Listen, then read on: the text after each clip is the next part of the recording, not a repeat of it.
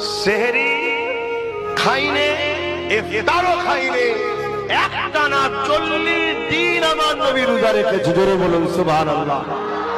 সাহাবা হুজুররা আমার নবীকে দেখে রাখতে গিয়েছিলেন। 3 দিন পরে সাহাবা হুজুররা দুর্বল হয়ে গেছে, না উঠতে পারছে না চলতে পারছে। আল্লাহর নবী বললেন, তোমাদের এই হাল কেন, কি করেছো? হুজুর আপনি 40 দিন রোজা রাখেন, আমরা আপনাকে অনুসরণ করব, আমরা রাখার শখ করেছি হুজুর, 3 দিন হয়েছে। আল্লাহর নবী বললেন, কে আছো তোমাদের মতো? আমি মুহাম্মদ রাসূলের মতো। তোমাদের মধ্যে কে আছে আমার মতো? তোমরা আমার মতো রোজা রাখছো কেন? আমি নবী, আমি হলাম নূর। জোরে বলুন সুবহানাল্লাহ। নূরের কখনো খাবার প্রয়োজন হয় না।